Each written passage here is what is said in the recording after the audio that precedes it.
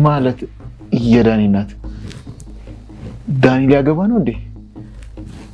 እኔ እኮ አመጣጤ ትላንት ስላስቀየምኩት ጸጸቱን ስላልቻልኩት ይቅርታ አልጠይቀው ነበር። አዎ አንተማ ጥሩ ልጅ ነህ። እንኳንም የተውካት። አንተ ስትተዋት ልጄን አጠመደችብኝ እንጂ እባክህ ልጄን አደንልኝ። ልትወስድብኝ ነው፣ ከእጄ ልትነጥቀው ነው። አይምሮውን እየበረዘችው ነው እኮ። ይኸው እንዴትም ብላ እንዲያገባት ልታደርገው ነው። አልገባኝም። ማንን ነው የሚያገባው? ዳኒ ሜላትን ሊያገባት ነው? የምን ሜላት ነው? ያንተን ጉድ ነው እንጂ አንተን ማግባት ሲያቅታት ይኸው ልጄን አጠመደችው። እባክህ አንተን ይሰማሃል፣ እንዳያገባት አድርገው። የዳኒ እናት በጣም ግራ እያጋቡኝ ነው። ቆይ ዳኒ ማንን ሊያገባ ነው? መቼም ይሄ የኔን ሄመን አይደለም አይደል? እራሷ ናት እቺ እስስት። ልጄን አታለለችው። ሰላም እንዴት ናችሁልኝ? ውድ የመልስ ድራማ ቤተሰቦች እንኳን ወደ ቻናሌ በሰላም መጣችሁ። ወደ ሰብለይቱ እንግዲህ መልስ ድራማ እንደሚታወቀው ከተቋረጠ ከትንሽ ጊዜ በኋላ ተመልሰዋል እና እንግዲህ ሲመለሱ ያው ቤዛ ወይም ደግሞ ሄመን የሀረጓ ቤዛ ማለት ነው። ሄመን እናቷ ከሞተች በኋላ ያው እሷ አብዳ ነበረ። ይህን ሁሉ ታሪክ ግን ዳኒ አያውቅም። በጣም በሚያሳዝን ሁኔታ ማለት ነው። እናቷንም እሱ እንደገደለባት አያውቅም። እና በዚህ ሁኔታ ያሉ እንግዲህ ዴቭም ወደ ቤቱ ሄዶ ሊያናግረው ፈልጎ ነበረ። ለምን የእሱን ፈርኒቸር ቤት እንዳዘጋበትና የሄመን እናትም ደግሞ እንደሞተች ሊነግረው ብቻ ይሄን ነገር ደውሎለት ነበረ። ነገር ግን ሚስትየዋ እንግዲህ ተንካሴ ማለት ነው ከስልኩ ላይ ብሎክ ታደርገዋለች፣ እንዳይገናኙ በስልክ ማለት ነው። ሲደውልለት ስላየች ነው። እና የኛው ደግሞ እንግዲህ ያው ቤት ድረስ ሂዶ ሊያናግረው ሲል ደግሞ መጀመሪያ ሚስቱ የነገረችው ውሸት ስለነበረ ፊት ለፊት ሲያገኘው ይደባደቡና እንግዲህ ዴቭም ወደ ሄመን ሄድና አንድ ሀሳብ ያነሳላታል። እሱ ምንድነው? ጥላትሽን ዴቭን መበቀል ትፈልጊያለሽ ወይ ይላታል ማለት ነው። እና እሷም እንግዲህ በዚህ ነገር ተስማማለች። ምክንያቱም አዎ መበቀል ፈልጋለሁ፣ እናቴን ያሳጡኝን፣ ፍቅሬን የነጠቁኝን ሰዎች፣ ህይወቴን ያመሰቃቀሉትን ሰዎች መበቀል ፈልጋለሁ ብላ ነበር ሄመን። ነገር ግን ዳዊት ያሰበው ምንድነው? እሷና እሱ እንዲጋቡ ነው።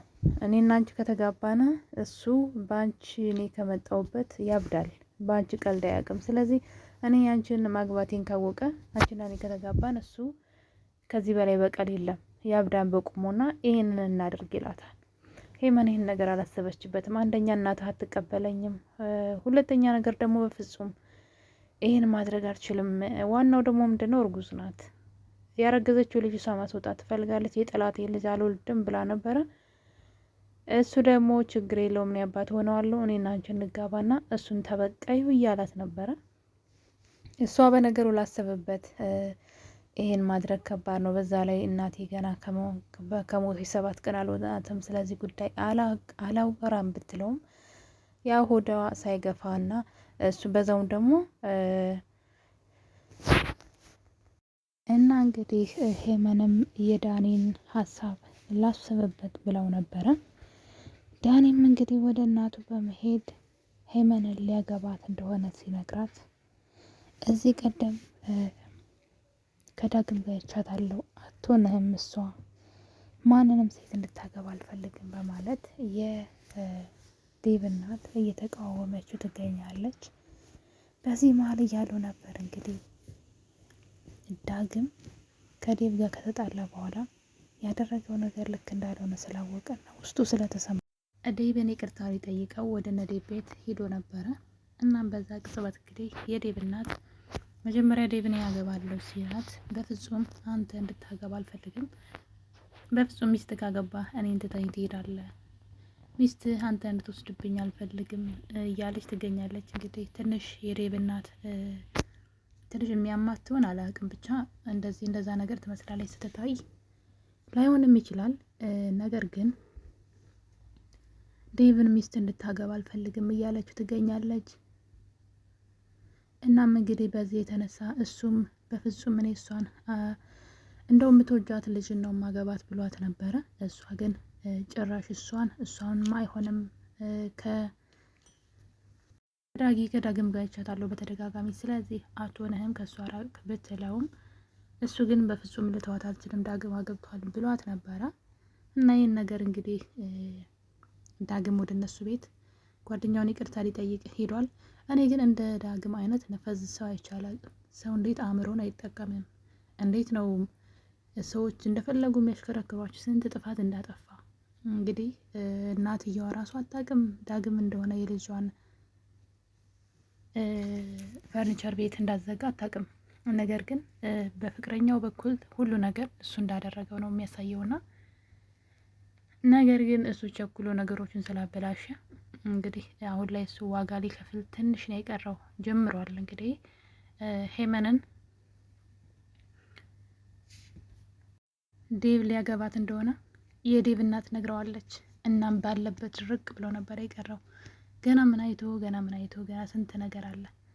እስኪ እሱ የተሻለ ሰው ሆኖ እኔ ግርም ነው የሚለኝ እኮ ልጅቷን ስንት ጊዜ እንደበደላት አይኑን ጨፍኖ ልክ እንደማያውቃት ሴት ሆኖ ስንት በደል እንደበደላት ነው የሚገርመውና እንግዲህ ያው እየዘራውን ማጨጃው ጊዜ እየደረሰ ይመስለኛል። ባንዴ ለ5 ዓመት ከዛ በላይ የሚያውቃቸውን ሰዎች ትላንትና ባወቃቸው ሰዎች ሀሳብ እየተስማማ ጥፋት ቢባል ጥፋት ነው እንዲያጠፋው እንዴት እናትን ያክል ያሳጣ ሰው ነው። ስራው ተውት እስኪ ፈርኒቸር ቤቱ መዘጋቱ ሌላው ምናምን ተውት፣ እናትን ያክል ነገር ያሳጣ ነው። ምናልባት 5 ዓመት ጠብቀውም ትቷት ሌላ ሴት ማግባቱም ይቅር፣ እናትን ያክል እንግዲህ ይቅር የማይባል በደል ሄመን ላይ አድርጓልና እንግዲህ አሁን ላይ ደግሞ እሷ የእሱን የምትበቀልበት ጊዜ ደርሷል ማለት ነው። ከዚህ በኋላ ያለው አማራጭ እሱ ማልቀስ ብቻ ነው። ምንም ነገር ማድረግ አይችልም። ምንም የማድረግም መብት የለውም። እስኪ ከዚህ በኋላ ፂና እናቱ እንዴት እንደሚጠቅሙት እናያለን። ያው የፂ ሚስጥሮችም አሁን ላይ ሊወጡ ትንሽ ነው የቀራቸው። ሚስጥሯ ሁሉ መውጣቱ አይቀርም። ጭራሽ በፊት ዳግም ሊቀርባት ከነበረው አሁን ላይ እስከ መጨረሻ ነው የሚርቃት ማለት ነው። ያደረገችውን ነገር ሁሉ ካወቀ፣ በተለይ ደግሞ የሄመን እናት የሞተችው በሱ ምክንያት እንደሆነ ሲሰማ፣ የሄመን እናት ደግሞ እሱን ልታስወጋው እንዳልነበረ የሄመን የፂና የእናቱ ማለት ነው እቅድ ብቻ የውሸት ተረት እንደሆነ ሲያውቅ፣ የሰው እናት እንደገደለ ሲያውቅ፣ የጓደኛው ፈርኒቸር ቤት በሱ ምክንያት እሱ እንዳዘጋው ሲያውቅ፣ ይህን ሁሉ ነገር ሲያውቅ ፂ ያኔ ትሰቃያለች ማለት ነው። እሷ ወደ እኔ አቀርባለሁ ብላ ነበር ይህን ሁሉ ድራማ የሰራችው። ነገር ግን አሁን ላይ እሱን እስከ መጨረሻው ድረስ የምታጣበት ሰዓት ደርሷል። ከዚህ በኋላ የተረጋጋ ሰው አይሆንላትም። ምክንያቱም ሄመንን በጣም ነው የሚወዳት። መውደድ ግን ቆይ ሰውን እየጎዱ መውደድ ይቻላል እንዴ? በዚህ መጠን በቁማችሁ ከቀበሯችሁ በኋላ እንወዳችኋለን የሚሉ ሰዎች በጣም ያስቁኛል። በጣም ማለት ነውና እንግዲህ እስኪ እሱ የተሻለ ሰው ሆኖ ትላንት ሲኩራራባቸው ነበረ። ከዚህ በኋላ ሄመን ስትበቀለውና የገዛ ጓደኛው እንደ ወንድሙ የሚያየው ሰው የሚወዳትን ሴት ሲያገባት ማየት እንዴት እንደሚያም እንግዲህ ዳግም ቀጣይ የሚያይ ይሆናል ማለት ነው።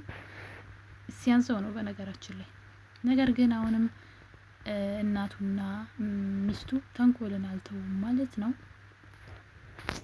አሁን ላይ ዳግምን እና ዴቭን ማለት ነው በደንብ ለማለያየት እንዲመቸን ዳግምን ዴቭን እናሳስረው። ሲታሰር ደግሞ ልክ ዳግም እንዳሳስረው አስመስለው ማለት ነው እንዲጠላው ነው። በነገራችን ላይ እንዳያወሩ ነው የወሎ ድራማ፣ እንዳያወሩ እንዳይገናኙ ተቆራርጠው እንዲቀሩ እና እሷን ብቻ እያሰበ ከእሷ ጋር ብቻ እንዲኖር ለማድረግ ነው የሁሉ ድራማ የሚሰራው። ነገር ግን በምትሰራው ስራ ሁሉ አንድ እርምጃ ዳግምን ከሷ እያራቀችው ነው ያለችው ፂ ማለት ነው። ሰውን በፍቅር እንጂ እንግዲህ እንደዚህ በተንኮል በሴራ አብሮ ማቆየት አይቻልም። ነገር ግን ሄመንን የበደላት በደል ግን በፍጹም ይቅር የሚባል አይደለም። የሚያስጠላው ነገር ደግሞ ማርገዟ ነው እንግዲህ እና ይሄን ነገር ሲያውቅ ነው ጓደኛው ደግሞ እኔ ላግባሽና ልጁ የኔ ይሆናል ያላት። እስኪ እንግዲህ በቀጣይ ሄመን በዚህ ሀሳብ ተስማማ ይሆን? አብረን የምናየው ይሆናል። እስከዛው ድረስ ቸር ቆዩልኝ።